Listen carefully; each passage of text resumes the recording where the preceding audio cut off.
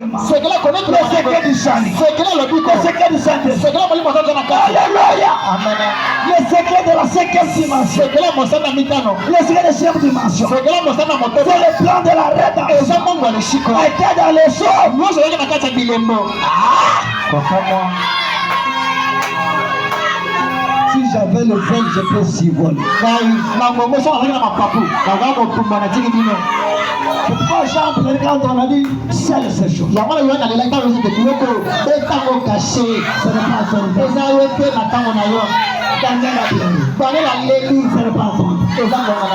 Au temps de la fin. Il y a un homme.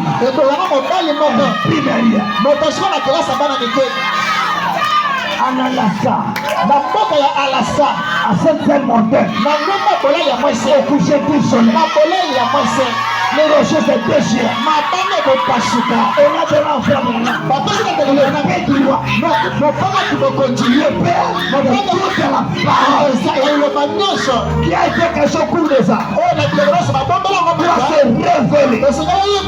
On dit à frère Branham, les sept mystères. Ma bombe nous caché.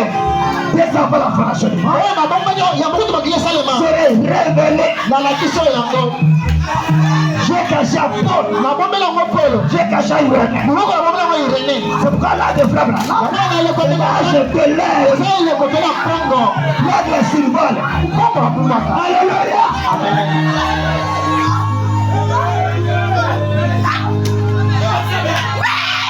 Il a dit ma femme comme les gens. C'est ton enfant en train de l'heure. Il y a des séquences. Les séquences dans l'air. J'allais crier. J'entendais du ciel. C'est laissé qu'on dit de cet homme. Il ne le crie pas.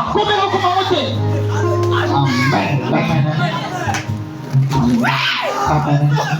Amen. Et l'ange que je vois debout sur la terre leva sa main. Il n'ira pas celui qui veut le ciel. Et les chiens, c'est que se trouve la terre, c'est que se trouve. Qu'il n'y a plus de temps. Kasi au jour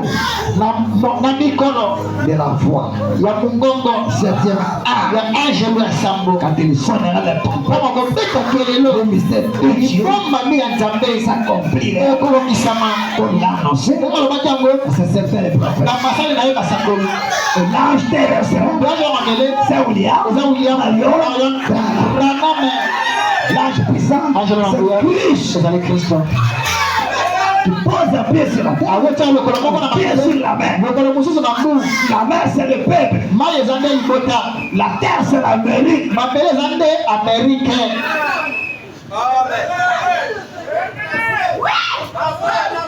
Il ne faut pas qu'on puisse grandir. Il peut devenir bébé jusqu'à il ne peut pas avancer dans la parole. Et pour vaincre dans la parole. Pour vaincre dans la parole. Et c'est ce tonnerre-là. Frère Branham, c'est quoi? Qu'est-ce qui se passe ce tonnerre? Tu peux les révéler à moi? On ne sait pas.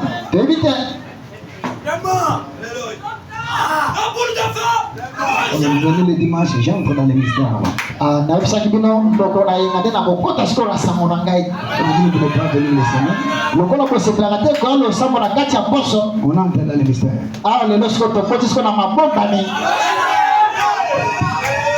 Tu ne connais pas, c'est ton problème.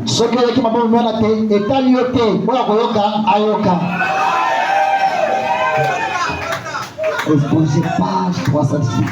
Exposé page 317 à la fin. La soukana. Oh, c'est le messager de Malachika. C'est qui? C'est qui?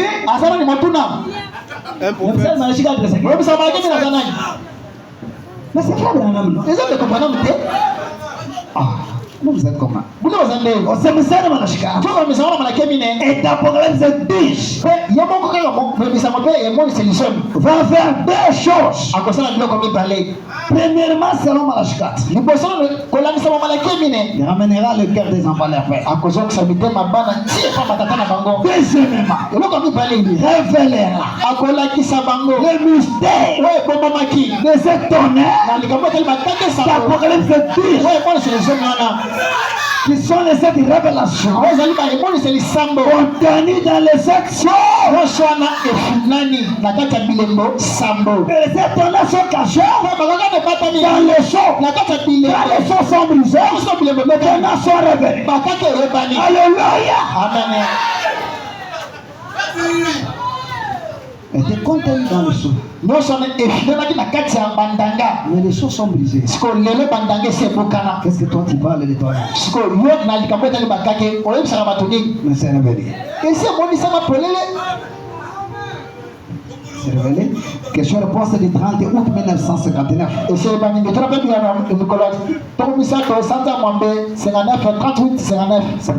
78. Question 395. Les 7 tonnerres qui correspondent à cette mystère ont-ils été révélés?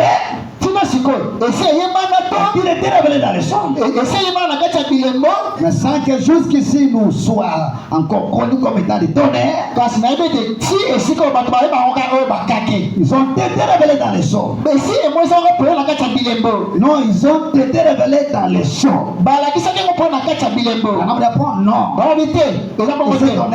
Ils ont été révélés dans les 7 chambres. Que certains-là se rapportaient là.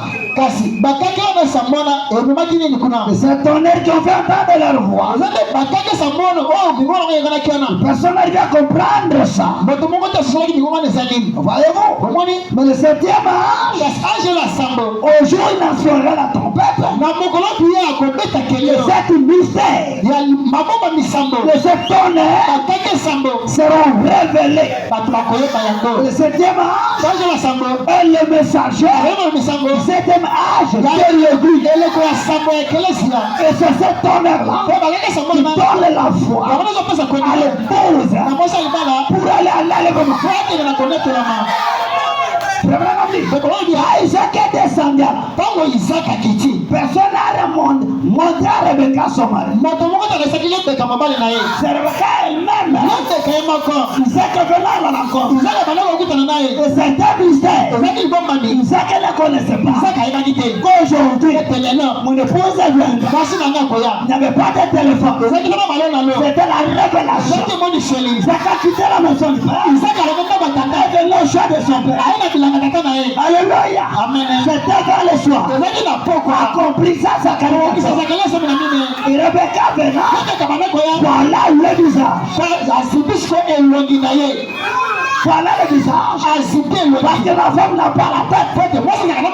C'est Paul le dit. Christ est la tête de l'église. Parce que vous êtes ici ce soir. Elle me mettait descendu du champ. Qui est celui-là? Mais toi Rebecca, il y a beaucoup de gens en route. Il n'est pas descendu du champ. Il t'a dit que qui est celui-là? Rebecca n'a jamais vu son mari. C'était la première fois de le voir. Elle allait par la foi. On n'a pas vu Christ. On ira par la foi. Christ il a le rencontré dans les airs.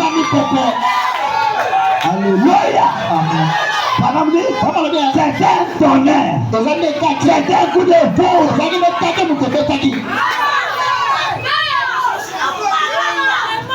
Est-ce que vous êtes ici ce soir? Et cet embrassage de Soba. Après avoir s'embrassé, ils sont montés dans les mêmes chambres.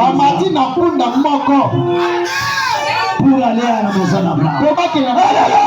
Alléluia. Il y aura un enlèvement. Il y a 3 venues. La première venue, Jésus est venu racheter l'épouse. Au calvaire. La deuxième venue, c'est l'enlèvement. Nous attendons l'enlèvement. Il y a des cris de joie. Troisième venue, le roi et la reine viendront sur la terre. Les saints jugeront la terre.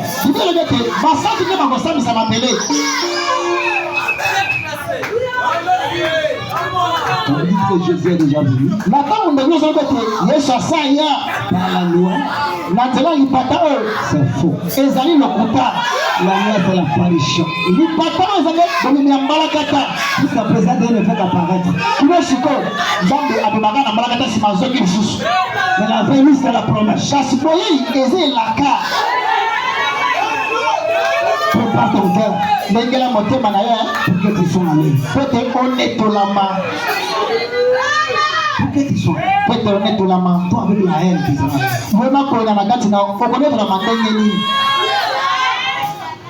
le Seigneur, c'est le 28 février. Excusez-moi. Le premier sur approché le 18 mars. Il est moyen et tellement mokolo ya zomi na mwambe sanza ya misato 1963. En comment Jésus est venu avant que le son soit brisé. Il faut que les gens prêchent d'abord. Le message de Frère Branham c'est les 7 jours. Il y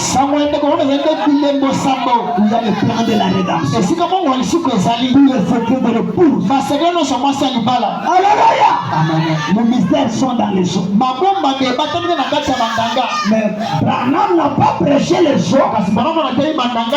La loi c'est le 28 février. Les choses sont prêchées le 18 mars.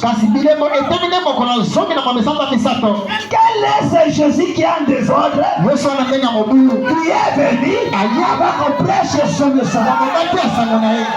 Oh, aux gens de la seconde version. Aussi longtemps que ce sont les 7 jours.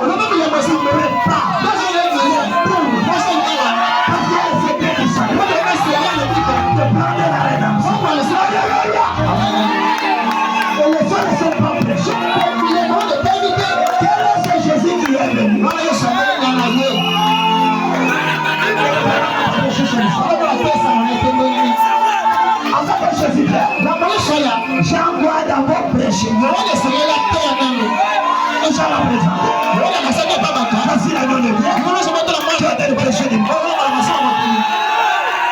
Il est venu. Ça, c'est l'apparition. C'est l'âge puissant. Il donne le message à un âme terrestre. Pour que tous les secrets soient dévoilés. C'est l'apparition. Ce n'est pas la seconde version. Il va dire le 7e jour.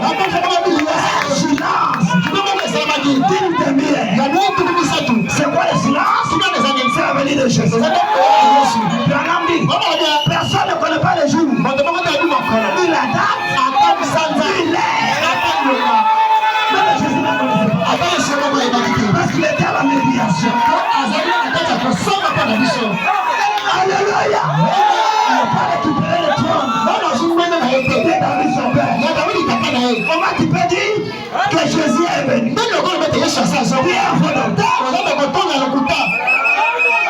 Jésus ne peut pas venir avant qu'on prêche son message, avant qu'on prépare sa route. Et la route c'est le choc. Parce que le lutteur était de la formateur. Nous me disons le Père fils et Marie. Qui a dit à l'épouse, le vrai nom de Dieu, c'est le Seigneur Jésus.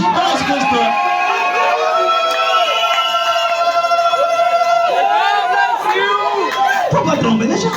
na batute. La loi c'est Christ. Amen. Ni patela Kristo tondini. Mais Kasi c'est pour donner le message à frère. Ni papa ça wana de comprendre. C'est une apparition. C'est pourquoi il est le mécanisme de la foi. Yesu ya kamera avisa. ebona kiango. Ça c'est la montée des ans. C'est un jubilé des ans. Alléluia. Pour Jean j'étais dans la vision. Mais ça c'est l'accomplissement. Dans ce temps de la fin, c'est l'accomplissement de la vision. Apocalypse 10. Un vrai croyant de ça. C'est un tonnerre. Devant la maladie. C'est un tonnerre. Devant la problème. Le tonnerre shalom.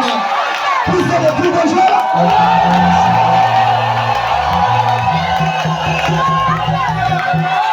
Ce n'est pas le temps de reculer. Avançons toujours.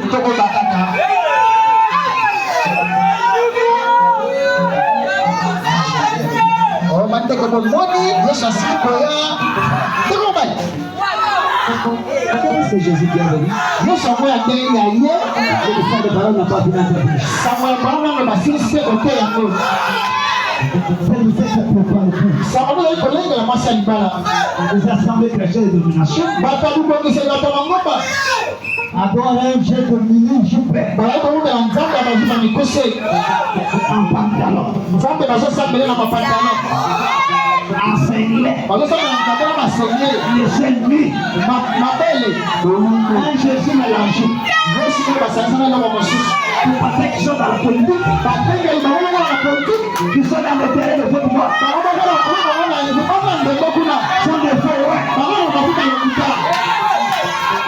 Voilà mon père aussi, c'est là.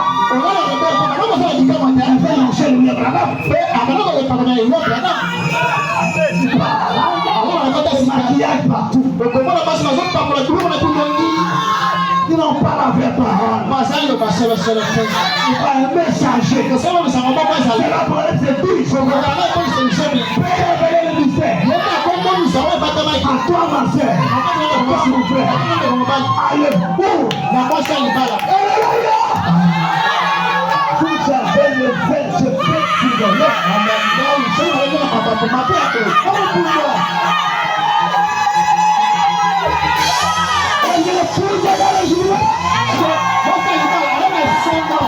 Quelque chose de fait de pouvoir.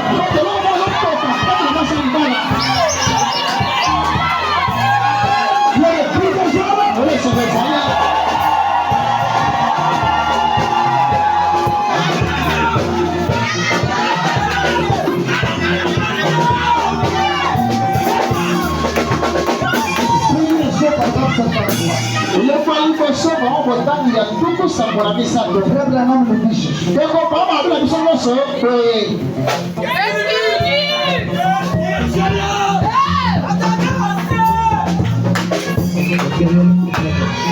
La seule chose, il a posé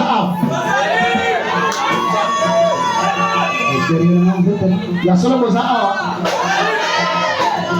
c'est que vous êtes ici. vous allez avoir.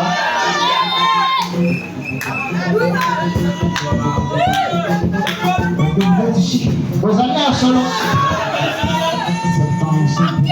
Bravo, la femme. Comment ça pour la mitano? Et puis là, il y aura sept tonnerres. Peut-être que vous avez quelques sabots Mystérieux. oh les actes de matama Qui ne sont pas de Christ. non mais comment ils sont Je crois que par ces sept choses, na bande de nantela ya bilembo o sabo ces sept tonnerres, bakako na boka ka sambona ils seront révélés e koyebana dans le dernier jour na bikola suka afin de rassembler po que esa de esangisa pour za sa libala la foi na esika moko mpona kondima de l'enlèvement. ya konetela mana yango. C'est pourquoi ce n'est pas le temps de joie. yango wana weza kongamasa itende kombali Papa, gna. sata na yo bandi kolela Tu es un tonnerre. oza kate ndenge ozana Proche cet autorité. bangela sata na yebiso nyuma Je ne sais pas de message. na ozamona sango yebi te Ils sont Ça va être salué.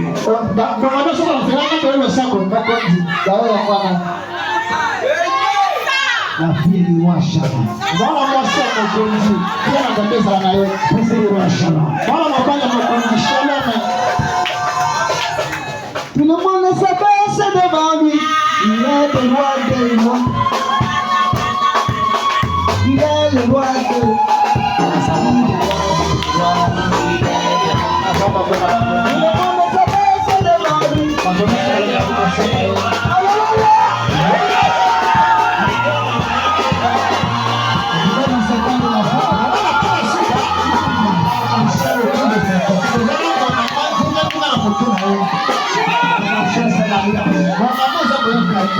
Même fille il a l'alliance de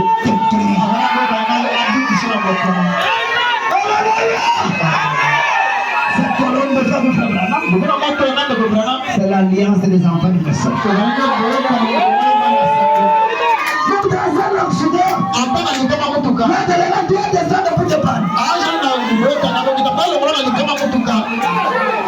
La belle alliance avec le fou. Pendant le message est prêché, la colonne de mort. Listen. No. Let's do it.